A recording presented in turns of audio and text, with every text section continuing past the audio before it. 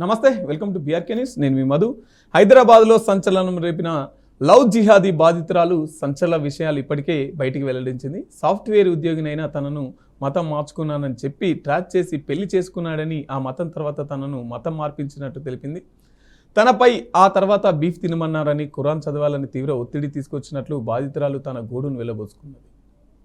కూకట్పల్లిలో సంచలనం రేపిన love jihadi ఘటనలో తన బాధల్ని వెలగక్కింది. ఏపీకి చెందిన వ్యక్తి గత ఏడాది నన్ను ప్రేమ పేరుతో మోసగించి పెళ్లి చేసుకున్నాడని తెలిపింది. మొదట తానే మతం మార్చుకొని పెళ్లి చేసుకున్నాడని, ఆ తర్వాత అతడి అసలు రూపం బయటికి వచ్చిందని ఆరోపించింది. ఆ వ్యక్తి తనను పెళ్లి చేసుకొని అతని సోదరులతో అత్యాచారం చేయించడని వాపోయింది.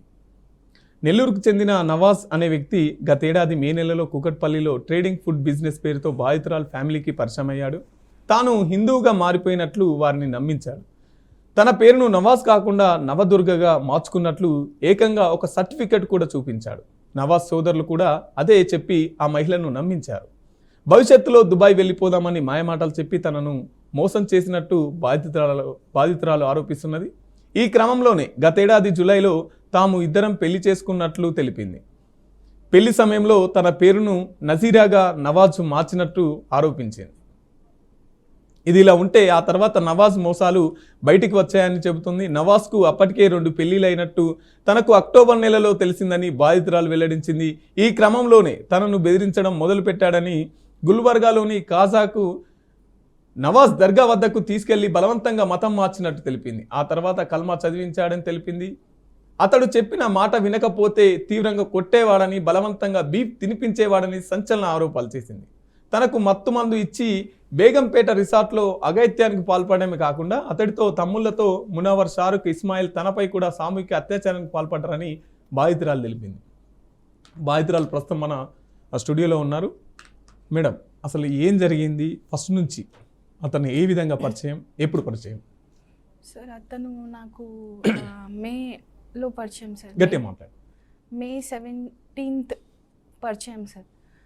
యాక్చువల్గా మా షాప్ ఒకటి టూలెట్ ఉంది, ఎంటీ ఉంది, కాబట్టి నేను అది నో బ్రోకర్లో పెట్టాను సార్. దాంతో అలా వాళ్ళు వచ్చారు. అండ్ టూలెట్ అనేది ఆ షాప్కి ఉంది సార్, ముందు నుంచి పెట్టి ఉంది. కానీ యాక్చువల్గా అక్కడ మా వేరే నంబర్ ఉంది.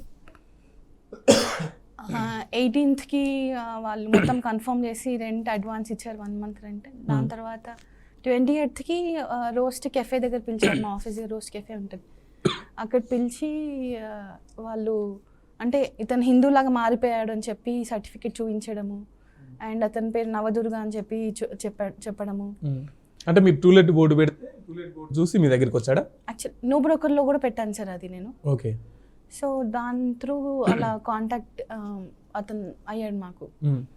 అండ్ దాని తర్వాత మారిపోయాడు హిందూలాగా. 2 daysకే మారిపోయాను నీకోసం అని చెప్పి.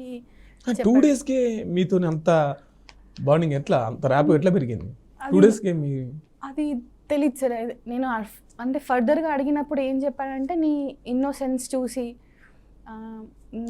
నువ్వు ద వే ఆఫ్ అంటే బిహేవ్ చేయడం చూసి అలా నువ్వు నచ్చావు నాకు అని అంటే, అతనికి క్వశ్చన్ అడిగాను సార్ నేను.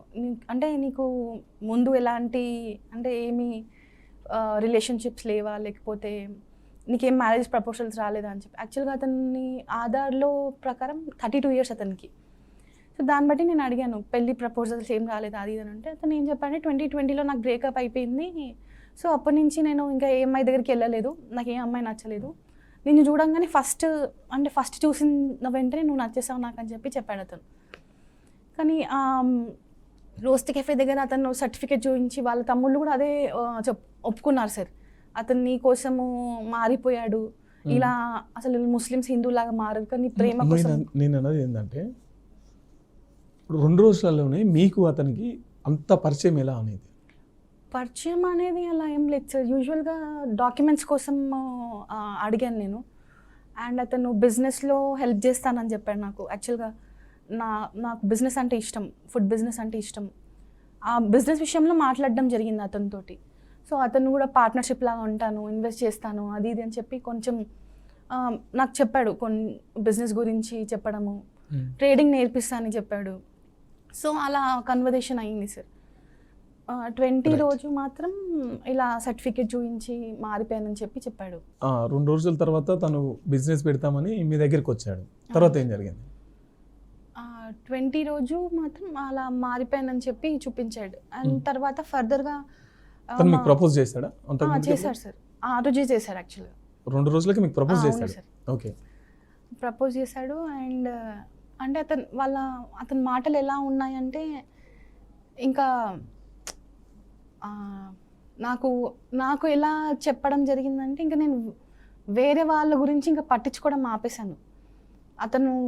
మేబీ అతని మాటల వల్ల తెలీదు, లేకపోతే బిహేవియర్ అలా అంత మంచిగా చూసుకోవడం కానీ, నా ఆఫీస్కి ఎంత వర్షం పడ్డా కానీ అందరు వచ్చేవాళ్ళు సార్ కలవడానికి ప్రతిరోజు. ఫుడ్ ఆర్డర్ చేయడము అండ్ బాగా కేర్ చూపించడం. ఎక్కువ ఏదన్నా చిన్న ప్రాబ్లం వచ్చినా కానీ ఏమైందని చెప్పి దాన్ని అంటే చాలా దాన్ని ఇన్ డీటెయిల్గా దాన్ని తెలుసుకొని దానికి ఏదైనా సొల్యూషన్ చెప్పడం అలా చేసేవాడు. సో అంటే ఈ కొంచెం గ్యాప్లోనే అంత క్లోజ్గా అయిపోయారు సార్ ప్రతి ఒక్కళ్ళు. వాళ్ళ తమ్ముళ్ళు కానీ వాళ్ళ ఫ్రెండ్స్ కానీ. యాక్చువల్గా నాకేం చెప్పడం జరిగిందంటే వాళ్ళ ఫ్యామిలీ లేదు అసలు, వాళ్ళ తమ్ముళ్ళు వాళ్ళకి అసలు ఎవరు ఫ్యామిలీ లేదు. సో వాళ్ళ మమ్మీయే అందరికి చూసుకుంటది అని. వాళ్ళు ఉండేది ఇక్కడ? ఇప్పుడు మీరు షాప్ రెంట్కి ఇచ్చారు, ఉండేది ఇక్కడ వాళ్ళు? హైదరాబాద్లోనా సార్? షాప్లోనే ఉండేవాళ్ళ? వాళ్ళు బేగంపేటలో ఉండేవాళ్ళు సార్. బేగంపేటలో ఒక ఫ్లాట్, మాదాపూర్లో ఒక ఫ్లాట్ అని చెప్పి విన్నాను. మాదాపూర్ ఫ్లాట్కి అంటే నాకు తెలియదు అడ్రస్, కానీ బేగంపేట అయితే ఫర్దర్గా నాకు తెలిసింది అడ్రస్. తర్వాత వాళ్ళ అక్కతో మాట్లాడించారు సార్ వీడియో కాల్లో. యాక్చువల్గా ఇది మారిపోయాడు అది ఇది అని చెప్తే నేను నమ్మలేదు ఫస్ట్. దాని తర్వాత వాళ్ళ అక్కతో మాట్లాడితే వాళ్ళ అక్క మీరు ఇష్టపడి చేసుకున్నారు కాబట్టి మాకేం ఇష్యూ లేదు, వాళ్ళ మమ్మీకి చెప్తాం అంటే కొంచెం ఆగి చెప్తామని చెప్పారు. యాక్చువల్గా వాళ్ళ మమ్మీకి హార్ట్ సర్జరీ అయ్యింది, హార్ట్ స్ట్రోక్ వచ్చిందని చెప్పి వాళ్ళ అక్క చెప్పడం, అతను చెప్పడం జరిగింది నాకు. సో వాళ్ళ అక్కది నంబర్ అవన్నీ తను బుర్కా వేసుకొని వీడియో కాల్లో మాట్లాడింది సార్. అడిగాను నేను, మేబీ అబ్బాయిల దగ్గర మీరు బుర్కా తీయరేమో, నేను అమ్మాయినే కదా బుర్కా తీసి మాట్లాడనని చెప్పి అడిగాను. అడిగితే జస్ట్ ఒక 2 seconds కోసం ఇలా తీసి మళ్ళీ వేసేసుకుంది. సరే మీ నంబర్ ఇవ్వండి, మీ అడ్రస్ ఇవ్వండి అని చెప్పి అడిగాను. లేదు మేమే వస్తాము తొందరలో నీవు కలవడానికి అని చెప్పి అని అన్నారు వాళ్ళ అక్క. దాని తర్వాత నేను ఏదైనా మళ్ళీ ఫర్దర్గా మాట్లాడదాము అని అనేలోపు వాళ్ళు ఫోన్ తీసేసుకొని వాళ్ళు మాట్లాడుకున్నారు. తర్వాత 24th 25th ఆ టైంలో రిసార్ట్కి మా ఫ్యామిలీ అందరు వస్తున్నారు నెల్లూరు నుంచి, రిసార్ట్కి వెళ్ళాలని చెప్పి అని అన్నారు అతను. అయితే మీ ఫ్యామిలీ ఇక్కడికి అంటే రిసార్ట్ ఎందుకు? రిసార్ట్ మీరే 2 రోజులకే మీరే కావాలని, మీరు ఒక సెక్స్ ఎడిక్ట్ అని, తర్వాత కావాలని మీరే రిసార్ట్ సెలెక్ట్ చేసి మరీ బుక్ చేశారని చెప్పాడు. సో నేను దానికి ఏం చెప్పాలనుకుంటున్నానంటే, యాక్చువల్గా నాది బిజీ షెడ్యూల్ ఉంటుంది సార్ యూజువల్గా. నాకు ఇంట్లో ఉండడం ఇష్టం ఎక్కువ. ఆ టైం కోసం నేను వెతుక్కుంటుంటాను. నాకు వచ్చిన 2 days of, Saturday Sunday off వస్తే నేను బయటికి వెళ్ళాలని అనుకోను అసలు. అలాంటిది నేనే బుక్ చేసి ప్రీ బుకింగ్ అంత ఉంటే నేను నా ఫ్యామిలీతో వెళ్తాను కదా సార్. నా ఫ్యామిలీతో వెళ్తాను నేను. అతనితో వెళ్ళాలని నాకు అలా ఏమన్నా పెట్టుకొని ఉన్నానా? అలా అయితే ఏం లేదు కదా సార్.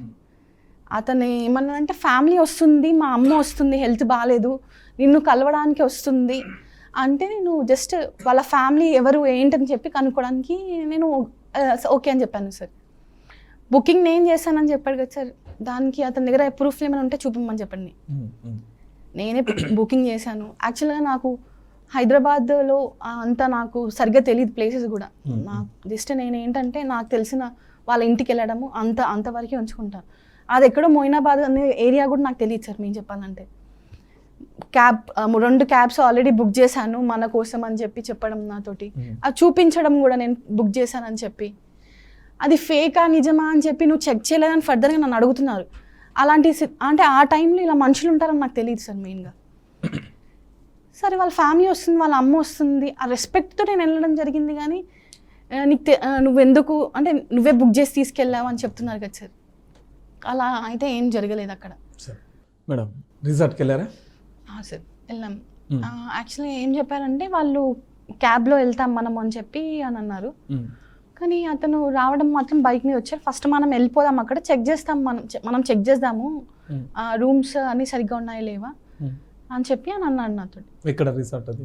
అది మొయినాబాద్లో ఉంది సార్ రిసార్ట్, వుడ్లాండ్ రిసార్ట్.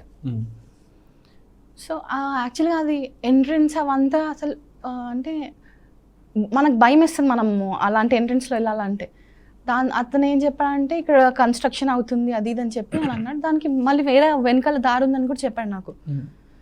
అని వెళ్ళాం సార్. వెళ్ళిన తర్వాత అక్కడ మొత్తం సపరేట్ రూమ్స్, అంటే రిసార్ట్ అంటే ఒక బిల్డింగ్ లాగా ఉంటుంది, అందులో రూమ్స్ ఉంటాయి కదా, అలా కాదు అది. సపరేట్ రూమ్స్, అంటే ఒక రూమ్ ఒక ఇల్లు లాగా, ఇంకొక రూమ్ ఒక ఇల్లు లాగా అలా ఉంది అక్కడంతా.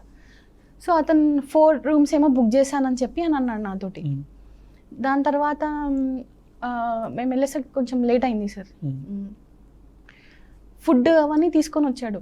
లేదు మీ ఫ్యామిలీ వచ్చిన తర్వాత తిందామంటే వాళ్ళు వచ్చేసరికి లేట్ అవుతుంది అని చెప్పి వాళ్ళ తమ్ముళ్ళతో మాట్లాడించారు నాకు అప్పటికి. వాళ్ళు వస్తున్నాము, వాళ్ళు నెల్లూరు నుంచి రావడానికి లేట్ అయింది వాళ్ళ ఫ్యామిలీ అది ఇది అని అన్నారు. తర్వాత ఇంకా ఫుడ్ ఫస్ట్ తీసుకొస్తే తినలేదు నేను. దాని తర్వాత మళ్ళీ తీసుకొచ్చాడు అతను. లేదు మీ ఫ్యామిలీ వచ్చిన తిందామని చెప్పి ఆగాను. దాని తర్వాత ఇంకా నాకు ఆకలిస్తుందని తిన్నాను సార్. తిన్నంత యూజువల్గా నేను మా మమ్మీతో మాట్లాడతాను. నేను ఆఫీస్కి వెళ్ళిన వెంటనే మా మమ్మీకి ఫోన్ చేస్తాను, అండ్ నాకు బ్రేక్ దొరికినప్పుడల్లా నేను చేస్తాను, నేనే చేస్తాను తనకి, ఆర్ మెసేజ్ పెడతాను. సో ఆ రోజు కూడా నాకు తెలిసింది ఏంటంటే మా అమ్మ ఫోన్ చేస్తే నేను ఫస్ట్ టైం మాట్లాడాను సార్. దాని తర్వాత మెసేజ్ మీ మమ్మీకి తెలుసా మీరు ఎక్కడ ఉన్నది? నేను ఫ్రెండ్స్తో వెళ్తున్నానని చెప్పాను సార్. నేను ఫ్రెండ్స్తో వెళ్తున్నానని చెప్పాను. సో మా అమ్మకి చెప్పాను, నేను నాకు టైం దొరికినప్పుడు ఫోన్ చేస్తాను, ఇంకా మేము పూల్కి వెళ్తాం అది ఇది అని చెప్పాను నేను. చెప్తే తను ఫోన్ చేసినప్పుడు ఫస్ట్ టైం నేను లేపాను. దాని తర్వాత ఇంకా మెసేజ్ వెళ్ళింది నా ఫోన్ నుంచి, అతనే మెసేజ్ పెట్టాడు అని చెప్పి అని అన్నాడు. ఇక్కడ రీచ్ అయ్యాను అని చెప్పి కొన్ని పూల్ ఫొటోస్ అవి పెట్టాడంట. తర్వాత ఇంకా అతను ఫుడ్లో ఏం కలిపారు తెలియదు సార్. అందులో సిస్టర్ వాళ్ళు వచ్చారా? ఎవరు రాలేదు సార్. వాళ్ళు వస్తున్నామని అన్నారు. ఇంకా వాళ్ళు నెల్లూరు నుంచి రావడానికి లేట్ అయింది, మనకు టైం పడుతుంది అని అన్నారు. మేము రీచ్ అవుతామని చెప్పి ఆ మాట మాత్రం చెప్పారు నాకు. కానీ ఫర్దర్గా తెలిసింది ఏంటంటే అతను నాకు తినడంలో ఫుడ్లో కానీ ఆ జ్యూస్లో ఏదైనా కల్పించాడేమో అని అనుకుంటున్నాను నేను. అన్కాన్షియస్ స్టేట్లోకి వెళ్ళిన తర్వాత ఇంకా ఎలా అంటే నెక్స్ట్ డే మార్నింగ్ నేను లేచినప్పుడు నాకు తెలుస్తుంది ఏదో అయ్యింది, నా బాడీ మీద మార్క్స్ అవన్నీ చూసి. రిసెప్షన్కి వెళ్ళాను, అడిగాను అతను పేరు మీద కానీ, నవాజ్ పేరు మీద కానీ, లేకపోతే నవదుర్గ పేరు మీద కానీ, లేకపోతే నతాషా పేరు మీద కానీ ఏదన్నా రూమ్స్ బుక్ అయి ఉన్నాయా అని చెప్పి అని అడిగాను. లేదు మ్యామ్ ఒకటి రూమ్ అని చెప్పి అని అన్నారు వాళ్ళు. అంటే నాకు కొంచెం అర్థమైంది ఇక్కడ ఏదో జరిగింది అని చెప్పి. ఏం జరిగింది అంటే రిసార్ట్లోకి వెళ్ళారు, తిన్నారు, జ్యూస్లో ఉన్నారు, తర్వాత మీరు వాళ్ళ ఫ్రెండ్స్ పైన వాళ్ళ తమ్ముల పైన కూడా ఆరోపణలు చేశారు. అది యాక్చువల్గా రిసార్ట్లో అందరు వస్తున్నామని అన్నారు సార్. నాకు చూపించింది, నేను తర్వాత రూమ్కి వెళ్ళి నాకు చూపించారు ఫొటోస్, నాకు అతను చూపించాడు. నాకు ఫోటో ఒకటి చూపించారు, దాని తర్వాత ఒక వీడియో చూపించే టైం మొత్తం చూపివ్వలేదు, ఆ కొంచెం చూపించాడు. దాని తర్వాత నేను ఆపేయండి, నీకేం కావాలని అడిగాను. డైరెక్ట్ ఒక్కటే అతనిది నాది ప్రైవేట్ వీడియో. ఎప్పుడు తీసుకున్నారు ఆ వీడియో? తెలీదు సార్, అది మేబీ ఆ రోజు రాత్రి తీసుకున్నారేమో. ఇది రిసార్ట్లో? అవును సార్. ఓకే. ఆ రోజు రిసార్ట్కి వాళ్ళ అక్కలు కానీ వాళ్ళ ఫ్రెండ్స్ ఎవరు రాలేదు. మీ ఇద్దరే ఉన్నారు? మేము ఇద్దరమే ఉన్నాం. తర్వాత వచ్చారు, హైదరాబాద్ వచ్చారు. తర్వాత మళ్ళీ రిటర్న్ అక్కడ జరిగింది అది సార్. అక్కడ ఏం చెప్పాడంటే నీకేం కావాలని అడిగాను సార్. నా నుంచి నువ్వు అసలు ఎందుకు ఇలా చేస్తున్నావు, ఫస్ట్ ఏమో ఇష్టం అని చెప్పావు, దాని తర్వాత హిందూలాగా మారిపోయావు. ఒక ముస్లిం హిందూలాగా మారిపోయాడంటే అదొకటి, అది నేనైతే గ్రేట్ అనుకుంటాను సార్. నమ్మకం. అవును. దాని తర్వాత ఇలా ఎందుకు చేయడము అని చెప్పి నేను అడిగాను. అతను అడిగితే నువ్వు అంటే నాకు అంత ఇష్టం, నువ్వు రేపటి రోజు వేరే అబ్బాయిని పెళ్లి చేసుకోకుండా, అంటే ఫర్దర్గా వేరే వాళ్ళతో ఏ స్టెప్ వేయకుండా నేను ఈ స్టెప్ తీసుకున్నాను, నువ్వు అంటే నాకు చాలా ఇష్టము అన్న దాంట్లో అతను అలా చేశానని చెప్పాడు. నీకోసం నేను ఏమైనా చేస్తాను, నీకోసం నా ప్రాణాలు తీసుకోమన్నా తీసుకుంటాను, నీకోసం వేరే వాళ్ళని చంపమన్నా చంపుతాను అని చెప్పి అలా చెప్పాడు నాకు. పెళ్లి తర్వాత ఆ వీడియోస్ నేనే డిలీట్ చేస్తాను అని చెప్పి కూడా అన్నాడు అతను. అంటే ఇంకా దాని తర్వాత ఏంటంటే నువ్వంటే నాకు ఇష్టం, నీతో టైం స్పెండ్ చేయడానికి ఇలా చేశాను అని అన్నీ చెప్పాడు అతను. చెప్తే ఇది నేను అడిగాను, ఇదంతా చేయడం కంటే డైరెక్ట్గా నన్ను అడగొచ్చు కదా, నీతో టైం స్పెండ్ చేయాలని ఉంది అది ఇదని. అంటే నేను యూజువల్గా అతను చెప్పాడు, యూజువల్గా ట్రై చేస్తాను నీతోటి టైం స్పెండ్ చేయడానికి, నువ్వు బిజీ ఉన్నావు వర్క్ అది ఇది అని చెప్పావు కాబట్టి నేను ఇలాంటి స్టెప్ తీసుకోవాల్సి వచ్చిందంటే నేను దానికి ఏం రిప్లై ఇవ్వలేదు. దాని తర్వాత హైదరాబాద్ ఇక్కడికి వచ్చేసాము, ఇంటి దగ్గర డ్రాప్ చేశాడు. ఎవరికి చెప్పొద్దు అని చెప్పి అన్నాడు ఇతను, ఇది అయ్యింది అది ఇది అని చెప్పి. ఎందుకంటే రేపటి రోజు నేను ఎలాగే నేను పెళ్లి చేసుకుంటాను అని ఒకటి చెప్పాడు సార్. దాని తర్వాత ఇంకా షాప్ నేను అడిగేదాన్ని, మీరు షాప్ ఎందుకు ఓపెన్ చేయట్లేదు, షాప్ తీసుకున్నారు కదా ఓపెన్ చేయాలి అని చెప్పి అడిగేదాన్ని. చేస్తామని అనేవాళ్ళు. నాకు తెలిసి ఒక 2 months ఉన్నారు సార్ ఆ షాప్లో. ఒక 4 times 5 times కంటే ఎక్కువ షాప్ ఓపెన్ చేయలేదు. అంటే ఇంకా దాని తర్వాత మా ఇంటికి వచ్చేవాళ్ళు అందరూ, ప్రతి ఒక్కళ్ళు మా ఇంటికి వచ్చేవాళ్ళు ఏదో ఒక రీజన్ తోటి, కూలర్ కోసం అని చెప్పి, వాటర్ బాటిల్ అని చెప్పి, నా ల్యాప్టాప్ అని చెప్పి వచ్చేవాళ్ళు. వచ్చి అలా మా మమ్మీతో మాట్లాడడం స్టార్ట్ చేశారు వాళ్ళు. అంటే మా ఇన్ఫర్మేషన్ అంతా గ్యాదర్ చేసుకోవడానికి ట్రై చేశారు వాళ్ళు. మా మమ్మీ ఏంటంటే మా మామయ్య వాళ్ళతో గొడవ అయింది సార్. సో అప్పటి నుంచి మేము వాళ్ళని అందరినీ దూరం పెట్టాము, అసలు ఎవరిని దగ్గర రానివ్వట్లేదు. మేము ముగ్గురం మా లైఫ్లో ఉంటున్నాం. అదంతా వాళ్ళు తెలుసుకున్నారు, మేబీ ఈ అమ్మాయికి ఎవరు లేరు వెనక ముందు అని చెప్పి చూసుకున్నారు మొత్తం. అంటే ఏమైనా అయినా కానీ నేను ఎవరికి కాంటాక్ట్ చేయలేదు. బేగంపేటకి వెళ్ళాము, ఇంట్లోకి వెళ్ళాము అని చెప్పారు కదా, బేగంపేట వాళ్ళ ఫ్రెండ్స్ ఉన్నారు. అవును. హైదరాబాద్ వచ్చారు, తర్వాత ఏమైంది? ఇంకా హైదరాబాద్ వచ్చిన తర్వాత నార్మల్గా కలవడము. మీరు బేగంపేటకి వెళ్ళారు? అవును సార్. వాళ్ళు నెల్లూరు నుంచి వచ్చారు సార్. అప్పుడు నెల్లూరు నుంచి వచ్చారు.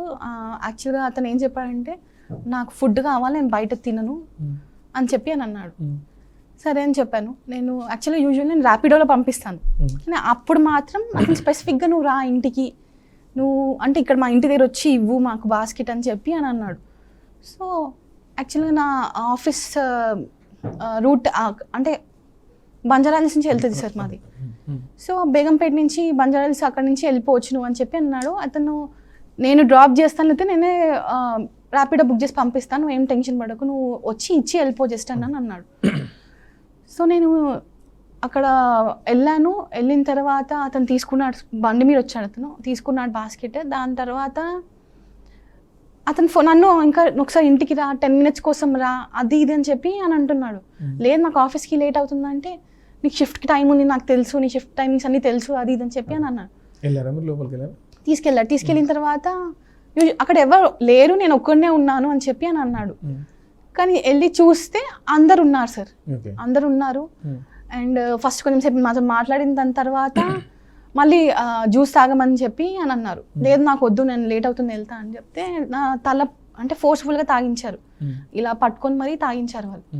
తాగించిన కొంచెం సేపటికి నేను అన్కాన్షియస్ స్టేట్లోకి వెళ్ళాను. అంటే కళ్ళు తిరుగుతున్నాయని చెప్పాను సార్.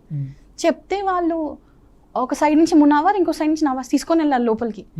తీసుకొని వెళ్ళిన తర్వాత నాకు ఏమని గుర్తుందంటే, జస్ట్ నేను వినగలుగుతున్నాను సౌండ్స్. లోపలికి తీసుకెళ్ళిపోయారు. రూమ్లోకి తీసుకెళ్ళిన తర్వాత సౌండ్ అంటే మొత్తం అన్కాన్షియస్ స్టేట్ కాదు సార్, హాఫ్ అన్కాన్షియస్ స్టేట్లో ఉన్నాను, వినబడుతుంది. అంటే నన్ను ఎవరో ఫిజికల్గా చేస్తున్నట్టు, అంటే వాళ్ళు నన్ను చేస్తున్నట్టు నాకు తెలుస్తుంది. ఇమ్రాన్ది షారుఖ్ది గొడవ వినిపిస్తుంది నాకు, అమ్మాయి చచ్చిపోతుంది ఇలా చేస్తే అని చెప్పి ఇమ్రాన్ షారుఖ్తో గొడవ పడుతున్నాడు. షారుఖ్ ఇమ్రాన్ని కొట్టాడు, కొట్టి నువ్వు బయటికి వెళ్ళని పంపించాడు. ఇంతవరకు గుర్తుంది. దాని తర్వాత మళ్ళీ నేను లేచి, అందులో మీ భర్త ఉన్నాడు సార్, ఉన్నాడు. అతను ఏం చెప్తున్నానంటే, ఆ అమ్మాయిని నేను పెళ్లి చేసుకుంటాను కాబట్టి నా ఇష్టం, నేను ఏమని చేసుకుంటాను, నువ్వెవరని చెప్పి ఇమ్రాన్ని అతను అడుగుతున్నాడు. అంటే మీ భర్త కనుసంధానంలోనే అవును సార్, అవును. ఓకే. అతనికి తెలుసు అక్కడ అతను ఉన్నాడు, అందరు ఉన్నారు. అతను ఎలా చెప్తున్నానంటే, ఈ అమ్మాయితో నాకు ఫర్దర్గా పెళ్ళి అవుతుంది, నీకేంటి అని చెప్పి అని అంటున్నాడు. తర్వాత ఇమ్రాన్ని కొట్టి బయటికి పంపించేశాడు. దాని తర్వాత నేను మధ్యలో రాత్రి అరౌండ్ 1 ఆ టైంకి లేచాను సార్. అంటే నీకు అంత ఫ్రీడమ్ ఉంటుందా ఇంట్లో ఒక వన్ నైట్ ఇంట్లో అది night shift sir, night shift. మా ఆఫీస్లో ఫోన్ వాడొద్దు మేము, ఫోన్ అలా ఉండదు లోపలికి. సో నాది ఆల్మోస్ట్ లాకర్లో ఉంటుంది. నేను వెళ్ళిన తర్వాత మా మమ్మీకి ఫోన్ చేస్తాను, మెసేజ్ చేస్తాను, అంతే, అక్కడనే అయిపోయింది. సో లేచేసరికి ఇమ్రాన్ ఉన్నాడు, బెడ్రూమ్లో 3 ఉన్నారు సార్, వాళ్ళు కూర్చొని స్మోక్ చేస్తున్నట్టు నాకు గుర్తు. దాని తర్వాత బయటికి వచ్చి చూసేసరికి ఇమ్రాన్ ఉన్నాడు. నా బాడీ పెయిన్స్ మొత్తం, నాకు పెయిన్స్ ఉంది మొత్తం, మార్క్స్ ఉన్నాయి సార్, సేమ్ బ్లడ్ క్లాట్ అవుతే మార్క్స్ ఉంటాయి కదా సార్, అలా ఉన్నాయి. జస్ట్ చేతుల మీద చూసుకున్నాను. అడిగాను ఏం జరిగింది ఇక్కడ అంటే, అసలు నువ్వు ఎందుకు వచ్చావని చెప్పి అడిగాడు ఇమ్రాన్. లేదు బాస్కెట్ ఇవ్వడానికి వచ్చాను అది ఇది అని చెప్తే, నాకు అవ్వట్లేదు ఇమ్రాన్ అన్న, నేను ఇంటికి వెళ్ళాలనుకుంటున్నా అంటే, సరే వెళ్ళిపోను అన్నాడు. దాని తర్వాత లేదు మీరు నన్ను డ్రాప్ చేయండి ప్లీజ్, నాకు వెళ్ళడానికి అవ్వట్లేదు అంటే తను డ్రాప్ చేశాడు ఇంట్లో. దాని తర్వాత నేను మళ్ళీ నెక్స్ట్ డే వాళ్ళు యూజువల్గా నన్ను కలవడానికి వచ్చారు. కలిసినప్పుడు నేను అడిగాను నవాజ్ని, ఇంట్లో నుండి బయటికి వెళ్ళి ఇంట్లో ఇంకా ఆ రోజు రాత్రి ఇమ్రాన్ డ్రాప్ చేశాడు సార్ మా ఇంటి దగ్గర. దాని తర్వాత నెక్స్ట్ డే అనుకుంటా అక్కడ నుండి బయటకు వచ్చారు, బేగంపేట నుంచి బయటకు వచ్చారు. తర్వాత ఏం జరిగింది? మళ్ళీ కలవడానికి వచ్చారు సార్, మా ఇంటి దగ్గర వచ్చారు. దాని తర్వాత నన్ను ఆఫీస్ దగ్గర తీసుకెళ్లారు.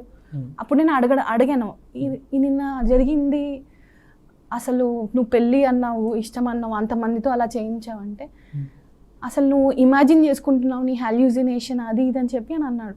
అవును లోపల తీసుకెళ్ళాము, తీసుకెళ్ళిన తర్వాత నీకు ఏమైనా గుర్తుందా అని అడిగాడు అతను. అంటే మీరు ఇచ్చిన డ్రింక్లో ఏమైనా కలిపి ఉందేమో అందుకోసం అలా అయ్యింది నాకంటే, లేదు నీకు కళ్ళు తిరిగి పడిపోయావు, నువ్వు మేము ఇంకా హెల్ప్ చేసాం నీకు, మా తమ్ముళ్ళు హెల్ప్ చేశారు అది ఇది అని చెప్పి అని అన్నారు. నువ్వు హాలిజినేషన్, నువ్వు ఇమాజిన్ చేసుకుంటున్నావు అని. నా బాడీ మీద మార్క్స్ ఉన్నాయి సార్ అప్పటికి. నేను చూపించాను ఏంటిదని అడిగాను అతనికి. అడిగితే అతనేమో అవును నేను చేశాను నీతోటి, వాళ్ళకి సంబంధం లేదు, నువ్వు వాళ్ళని ఎందుకు డ్రాగ్ చేస్తున్నావు, నీకు కూడా ఏం హక్కు ఉంది నాతో అలా చేయడానికి పెళ్లికి ముందు. ఈ సెకండ్ టైం వాళ్ళ తమ్ముళ్ళతో అందరూ ఉన్నారు సార్ అప్పుడు. నువ్వు ఇమాజిన్ చేసుకుంటున్నావా అదే అని అన్నాడు అతను.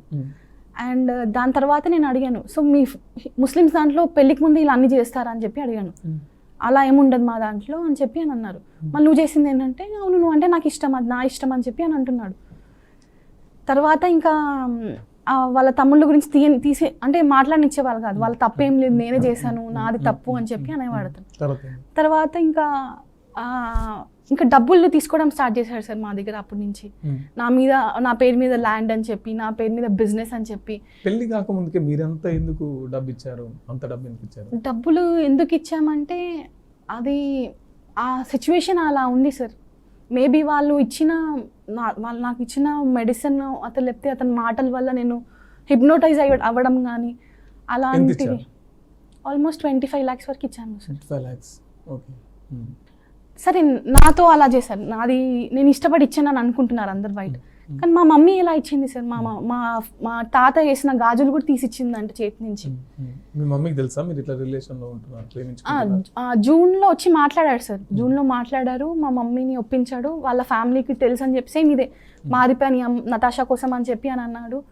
సర్టిఫికేట్ అవన్నీ చూపిస్తానని చెప్పాడు. దాని తర్వాత సినిమాకి తీసుకెళ్ళినప్పుడు చూపించాడు మా మమ్మీకి. ఏంటంటే ఇంటికి ఒక పెద్ద ఒక అల్లుడు లాగా ఉంటాను అని చెప్పి మా మమ్మీతో మాట్లాడారు. అలా మా మమ్మీ దానికి ఇంకా మా అమ్మాయిని మంచి చూసుకోవడం కావాలి నాకు, నువ్వు ఇంకా హిందూలాగా మారిపోయావంటే ఇంకా దానికి మించి ఏముంటుంది అని చెప్పి మా మమ్మీ మాట్లాడారు.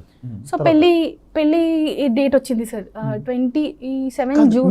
నీకు అనుమానం రాలేదా ఇతను పెళ్లికి ముందుకి ఇట్లా చేస్తున్నాడు, తర్వాత వీళ్ళ ఫ్రెండ్స్ తోని వీళ్ళ తాగుడు, వీళ్ళ తినుడు, వీళ్ళ తిరుగుడు, ఇదంతా ఏంటి అని చెప్పేసి మీకు అనుమానం రాలేదా? అంటే వచ్చేది సార్, నాకు వచ్చిన ప్రతిసారి నేను అడిగేవాడిని అతని దగ్గరికి వెళ్ళి అడిగేదాన్ని. అతను ఎలా అంటే అసలు నువ్వు ఎందుకు పట్టించుకుంటున్నావు అని, నేనున్నాను కదా, నేను నీకు కావాలా వద్దా, నేనున్నాక నీకు ఎందుకు, నేను ఒక సపోర్ట్ లాగా ఉంటాను నీకు, నేను మోసం చేస్తున్నాను అనుకుంటున్నావు అని చెప్పి అడిపించారు. అండ్ ఇంకొకటి మెయిన్ ఏంటిదంటే, నాకు జూలైలోనే పెళ్లి సబ్మిట్ చేసిన తర్వాత ఒక ఫోన్ కాల్ వచ్చింది సార్ వాట్సాప్లో. అప్పుడు ఆ ఫోన్ కాల్లో ఏం చెప్పారంటే, అతనికి పెళ్ళిళ్ళు అయిపోయినాయి, పిల్లలు ఉన్నారు, నువ్వు ఒకసారి నెల్లూరుకి వచ్చి. ఫోన్ ఎవరు చేశారు తెలియదు నాకు. ఇతను గోవాకి వెళ్ళాడు అప్పుడు నవాజ్.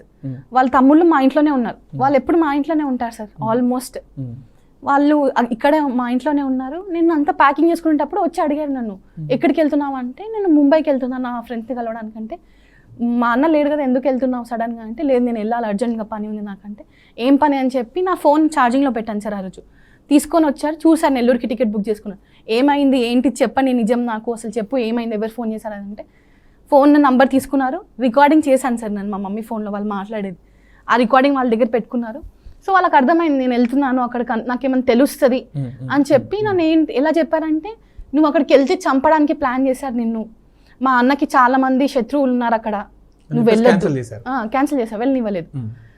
సో అతను వచ్చి గోవా నుంచి వచ్చారు, 2 daysకి వచ్చేసాడు సార్. అతను 1 week అని చెప్పి వెళ్ళారు, 2 daysకి వచ్చేసాడు. వచ్చేసి నువ్వు ఎక్కడికి వెళ్ళొద్దు నాకు చెప్పకుండా అని చెప్పి ఫోన్ అతను ఆల్మోస్ట్ కలిసినప్పటి నుంచి ఒక జూన్ నుంచి సార్ అతని దగ్గరే ఉండేది నా ఫోన్. నాకు ఫోన్ దాని తర్వాత నుంచి ఆ ఫోన్ కాల్ వచ్చిన తర్వాత నుంచి అసలు నాకు ఫోనే ఇవ్వలేదు, ఇంకా ఫోన్ అతని దగ్గరే పెట్టుకునేవాడు. దాని తర్వాత పెళ్ళి వచ్చింది సార్, పెళ్ళి డేట్ వచ్చింది. ఆ రోజు అందరు వచ్చారు వీళ్ళు, రిజిస్టర్ ఆఫీస్లో చేసుకున్నాను సార్. రిజిస్టర్ ఆఫీస్లో చేసుకున్నాము. ఎందుకు రిజిస్ట్రేషన్ పెళ్లి చేసుకోవాల్సిన అవసరం ఏంది? ఒప్పుకున్నారు కదా మంచి పెద్దల సమక్షంలో. మా చెప్పాను కదా సార్, నా ఫ్యామిలీ మా సొంత ఫ్యామిలీ నన్ను అంటే కొట్టి వెళ్ళారు, మా మామ వాళ్ళే వచ్చి నన్ను కొట్టి వెళ్ళారు అనమాట మా ఇంట్లో ప్రాపర్టీ విషయం వస్తే. సో అలాంటి అది జరగడం వల్ల నేను అందరితో డిస్టెన్స్ మెయింటైన్ చేస్తున్నాను. మా మమ్మీ చెల్లి నేను ముగ్గురం ఉంటాం సార్. సో వాళ్ళు పెళ్ళికి వచ్చారు, వాళ్ళ సైడ్ నుంచి వాళ్ళ అక్క వీడియో కాల్లో ఉంది. వాళ్ళ మమ్మీ అప్పుడు మళ్ళీ ఏదో ప్రాబ్లం వచ్చి హాస్పిటల్లో ఉందని చెప్పి అని అన్నారు నాతోటి. వాళ్ళ అక్క వీడియో కాల్లో మమ్మల్ని చూస్తుంది, వాళ్ళ తమ్ముళ్ళు అందరు ఉన్నారు, వాళ్ళ ఫ్రెండ్స్ వచ్చారు పెళ్ళికి, పెళ్లి జరిగింది. సో పెళ్లి జరిగిన తర్వాత మా మమ్మీ అడిగింది మనం గుడికి వెళ్దాము, మా అంకల్ టెంపుల్కి వెళ్దాము, అక్కడ మా పిన్నిని కలవడానికి వెళ్దాము, మా గొడవలు ఏమైనా ఉన్నా కానీ పెళ్లి అయింది కదా మనం వెళ్ళాలని చెప్పి మా మమ్మీ చెప్పింది. అతనేమో లేదు నాకు చైనా డీల్ మీటింగ్ ఉంది ఒకటి, నేను వెళ్ళాలి అర్జెంటుగా అని చెప్పి ఇంటికి వచ్చాము. వాళ్ళు బిర్యానీ తెప్పించారు, వాళ్ళు తీసుకొచ్చారు సార్ బిర్యానీ అవన్నీ తెచ్చారు, తిన్నాము. దాని తర్వాత ఆ మున్నవర్కి చెప్పాడు ఫస్ట్ నైట్ రూమ్ సెట్ చేయని చెప్పి చెప్పాడు. వాళ్ళు వచ్చేసరికి 10:30 ఏమో అయింది సార్, రాత్రి 10 అయింది. వచ్చారు వాళ్ళు, వచ్చిన తర్వాత ఇంకా తాగడానికి కూర్చున్నారు, అందరు కూర్చున్నారు. మా మమ్మీకి చెల్లికి కూడా ఫోర్స్ చేశాడు సార్ తాగమని చెప్పి వాళ్ళు. మా మమ్మీ చిరాకు పడి ఏం చేస్తున్నావు అర్థమవుతుంది అని చెప్పి కొంచెం గట్టిగా అరిచి నాకు చెప్పింది నువ్వు రూమ్కి వెళ్ళి తలుపేసేసుకో అని చెప్పి వాళ్ళు రూమ్కి వెళ్ళిపోయారు. ఫుడ్ ఏదో తీసుకొచ్చారు, అది మా మమ్మీ వాళ్ళకి ఇచ్చారు. మా మమ్మీ వాళ్ళు అక్కడ రూమ్లోనే తిన్నామని చెప్పి నాకు తర్వాత చెప్పారు వాళ్ళు. నేను వెళ్ళిన తర్వాత ఇతను వచ్చాడు కొంచెం సేపటికి, ఒక 1/2 hourకి ఏమో వచ్చాడు. వచ్చి జ్యూస్ ఇచ్చాడు నాకు, మళ్ళీ జ్యూస్ తాగని చెప్పి ఫస్ట్ నేను హాఫ్ అని చెప్పి తాగిపించాడు. ఆల్మోస్ట్ మొత్తం తాగిపించాడు సార్. మిగతాది సార్ అది కుందన్ బాగ్ సార్, అది కుందన్ బాగ్లో ఉన్నాం అప్పుడు. సో తాగిపించిన తర్వాత నువ్వు తాగమని అడిగితే తర్వాత ఇప్పుడే నేను డ్రింక్ చేసి వచ్చాను, నాకు ఇప్పుడు వద్దని చెప్పి నేను తర్వాత తాగుతాను పక్కన పెట్టుకున్నాను. దాని తర్వాత ఏం జరిగిందంటే ఇంకా నాకు సేమ్ అప్పుడు నాకు వాళ్ళ బేగంపేట్ ఫ్లాట్లో ఎలా జరిగింది సార్ అలానే జరిగింది. ఒక్కొక్కళ్ళు నేను జస్ట్ చూడగలుగుతున్నాను వాళ్ళని. మళ్ళీ డ్రింక్ ఇచ్చారు, తాగారు. అవును, ఫస్ట్ నవాజ్ వచ్చాడు, దాని తర్వాత మునావర్ వచ్చాడు, దాని తర్వాత షారుఖ్, దాని తర్వాత ఇస్మాయిల్, దాని తర్వాత లీలాఫ్ని పిలిచారు. వాళ్ళు పిలిచారు ఆ అబ్బాయిని కూడా. ఆ రోజు రాత్రి అందరూ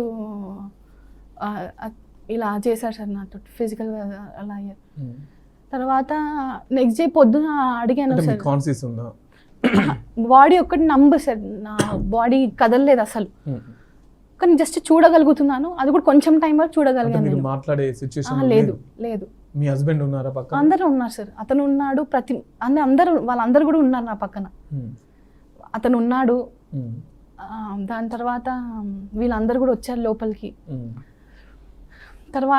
తర్వాత మార్నింగ్ లేచి అడిగాను, సరే నిన్న జరిగింది. మీ అమ్మ వాళ్ళు కూడా అక్కడే ఉన్నారు అన్నారు కదా? అవును సార్. వాళ్ళకి తెలీదా ఇట్లా ఎవరెవరు వెళ్తున్నారు అట్లా? వాళ్ళు ఏమన్నా చూసే ప్రయత్నం లేదు? వాళ్ళు వేరే రూమ్లో ఉన్నారు, మేము వేరే రూమ్లో ఉన్నాం సార్ యాక్చువల్గా. అండ్ మా ఇల్లు ఎట్లా ఉందంటే వాళ్ళు తీసుకున్నది ఇప్పుడు కాదమ్మా, నీకు ఫస్ట్ రోజే తెలుసు కదా, సెకండ్ డే రోజు బేగంపేటలో నీకు ఆల్రెడీ కొంచెం అనుమానం వచ్చింది కదా, మళ్ళీ థర్డ్ రోజు కూడా వాళ్ళని ఇంట్లో పెట్టుకుని ఇదంతా ఎందుకు చేస్తున్నాను? ఇంట్లో అంటే నేను వెళ్ళిపోమని అయితే చెప్పలేను కదా సార్, ఇతను నన్ను పెళ్లి చేసుకున్నాడు, వాళ్ళ తమ్ముళ్ళు అని చెప్తున్నాడు. నేను వాళ్ళ మీద కొంచెం గట్టిగా ఏదైనా మాట్లాడినా కానీ నాకు అతను ఎట్లా అంటే మెంటల్ టార్చర్ పెట్టేవాడు. అసలు నీకు ఏం హక్కు ఉంది వాళ్ళని అట్లా తిట్టడానికి అని చెప్పి మెంటల్ టార్చర్ అనేది పెట్టేవాడు నాకు. అంటే అతను ఏమంటున్నాడు అంటే నేను ప్రేమించిన ఆమె నన్ను బ్లాక్మెయిల్ చేసి పెళ్లి చేసుకో అని చెప్పింది. అటువంటి వ్యక్తిని నేను మా బ్రదర్స్ తోని ఫ్రెండ్స్ తోని ఈ విధంగా ఎందుకు చేస్తా, అదంతా ఉత్తది అని చెప్పేసి చెప్తాను. సో నేనేం అడుగుతానంటే, నా హైట్ 5'11" సార్, అతని హైట్ 5'7", 5'8". సో ఎక్కడైనా మ్యాచ్ అవుతుందా అంటే, నేను ఫోర్స్ చేసి చేసుకున్నాను అంటున్నాను కదా. ఆల్రెడీ నాకు ప్రపోజల్స్ వచ్చాయి, మ్యారేజ్ ప్రపోజల్స్ రాలేదని కాదు, నా పెళ్ళి సెట్ అయ్యే దాంట్లోనే ఉంది ఆల్మోస్ట్. కానీ ఇతన్ని ఫోర్స్ చేసి చేసుకున్నాను అంటున్నాడు కదా సార్, ఏ యాంగిల్లో నేను అతన్ని ఫోర్స్ చేసి చేసుకునేలాగా కనిపిస్తుంది? మీరు వాళ్ళ ఫ్రెండ్స్ వాళ్ళ బ్రదర్స్ ఇట్లా రూమ్ లోకి వచ్చారు, ఇదంతా చేశారనేది అబద్ధం కావాలని ఇప్పుడు బయటకు వచ్చింది కాబట్టి ఇదంతా క్రియేట్ చేసి అంటే వాళ్ళు అబద్ధం అని చెప్తున్నాను కదా సార్ నేను. సో వాళ్ళకి ఏం పని సార్ హైదరాబాద్లో? అసలు ఏంటి వాళ్ళ పని హైదరాబాద్లో? అంతమంది ఎందుకు ఫ్లాట్ తీసుకొని ఉన్నారు బేగంపేటలో? ఏం అవసరం వాళ్ళకు ఉండడం? చెప్పండి సార్ మీరైనా కానీ. వాళ్ళు మీ సరే తర్వాత తెల్లారి అయినా మీ మమ్మీకి కానీ మీ చెల్లెకి కానీ ఇంకెవరికైనా మీ పెద్దలకి ఎవరికైనా చెప్పారా ఇట్లా జరిగింది నైట్లో, వీళ్ళంతా వచ్చారు ఈ విధంగా చేశారు అని? బెడ్రూమ్లోనే ఆల్రెడీ ఒక వార్నింగ్ వచ్చింది సార్ నాకు. ఎవరు? నవాజ్ వార్నింగ్ అతని నుంచి ఏమంటే, నువ్వు జరిగింది మర్చిపో, ముస్లిమ్స్ దాంతో ఇలానే ఉంటది. సరే నీకు తనకు తెలుసు ఇదంతా? తెలుసు సార్, అతనికి తెలుసు. వాళ్ళ ఫ్రెండ్స్ ఇదంతా? అవును సార్ తెలుసు. ఫ్రెండ్స్ కాదు సార్, తమ్ముళ్ళు, వాళ్ళ సొంత తమ్ముళ్ళు. అందులో ఒక ఫ్రెండ్ ఉన్నాడు, కానీ నేను అతన్ని పిలిచే టైంకి నేను అన్కాన్షియస్లో లేను. అసలు నేను కాన్షియస్ స్టేట్లో లేనప్పుడు అన్కాన్షియస్లో ఉన్నాను నేను. సో వాళ్ళకి సొంత తమ్ముళ్ళు. నేను అడిగాను అసలు ఏంటి జరిగింది ఇలా నాతో, అంటే నువ్వు పెళ్లి చేసుకున్నావు, ఇదంతా రాత్రి అయ్యింది, ఇదంతా నీ కళ్ళ ముందే జరిగింది కదా అని అంటే, అది ముస్లిమ్స్ దాంట్లో అలానే ఉంటుంది, అండ్ నువ్వు ఇది ఎవరైనా బయటికి చెప్తే మీ మమ్మీని చెల్లిని చంపేస్తాను, మేము ఎలా అంటే న్యాచురల్ డెత్ చేస్తానని చెప్పారు సార్ వాళ్ళు. అతను కానీ రూమ్లో అదే చెప్పాడు, బయటికి వచ్చిన తర్వాత మునావర్ కూడా అదే చెప్తున్నాడు. బయటికి వచ్చిన తర్వాత వీడు ఇస్మాయిల్, మునావర్ ఇంకా ఉన్నారు సార్ మా ఇంట్లోనే. నేను అడిగాను మునావర్కి, అంటే నువ్వు ప్రతి అమ్మాయితో ఇలానే చేస్తావా, ఇదేనా మీ ప్లాన్ అని కొంచెం గట్టిగా మాట్లాడేసరికి, అంటే నువ్వు ఏదన్నా బయటికి చెప్తే మీ మమ్మీ చెల్లి ఇద్దరే నీకుంది ఫ్యామిలీ, వాళ్ళని చంపేస్తాము, చంపిన తర్వాత నువ్వు అదొక న్యాచురల్ డెత్ లాగా ప్రూవ్ చేస్తే నువ్వు ఏం చేస్తావు అని చెప్పి బెదిరించాడు సార్ నన్ను. బెదిరించి నువ్వు బయటికి చెప్తే మీ మమ్మీ చెల్లిని చంపేస్తాము అని అదొక్క మాట సార్ నన్ను. ఇప్పుడు కాదమ్మా సార్, వాళ్ళు అంతకుముందుకే మీకు ఇదంతా ఇన్సిడెంట్ జరిగింది, ఇదంతా జరిగింది, పెళ్లి అయ్యింది, 2 పెళ్లిలు అయినాయి కూడా మీకు తెలుసు.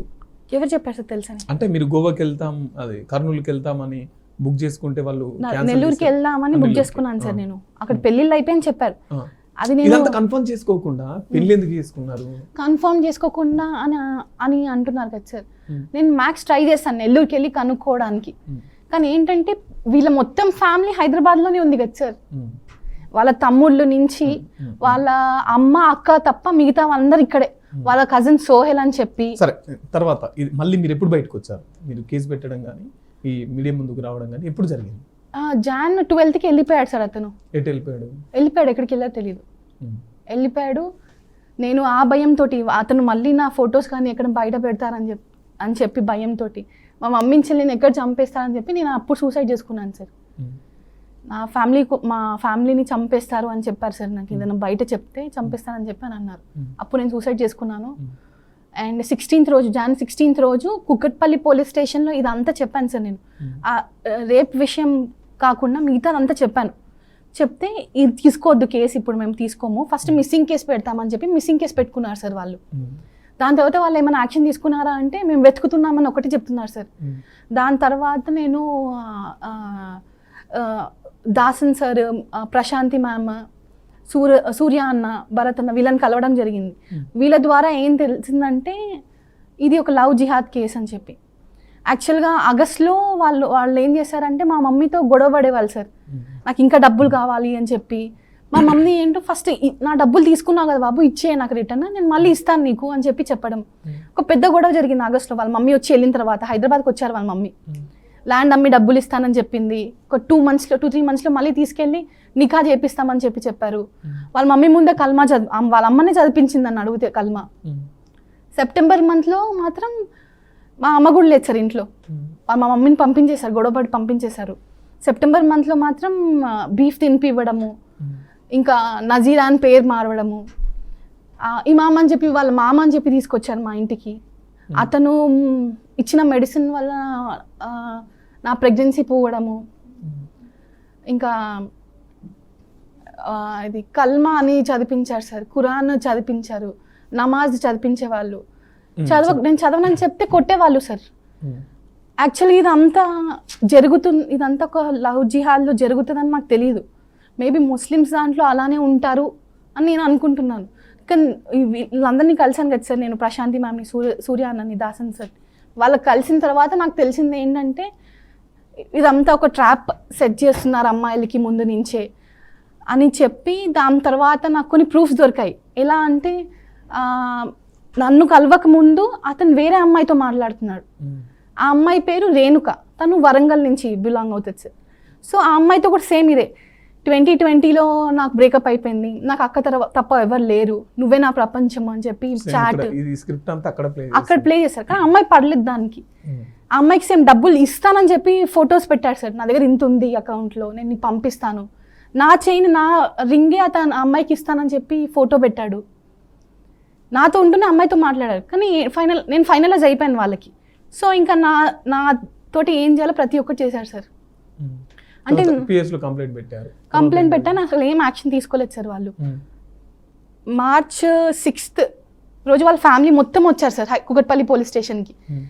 వచ్చి అన్నీ ఒప్పుకుంటున్నారు, వాళ్ళు చేసిందన్నీ ఒప్పుకుంటున్నారు. శ్రీనివాస్ అని కానిస్టేబుల్ ఉన్నారు అక్కడ, ఆయన ముందు అన్నీ ఒప్పుకుంటున్నారు వాళ్ళు చేసినట్టు. సరే ఇప్పుడైనా కేసు పెట్టండి అంటే, ఇప్పుడు కేసు పెట్టామమ్మా, మనకు 6 months టైం ఉంటుంది, అప్పుడు పెట్టుకోవచ్చు అని అంటున్నారు వాళ్ళు.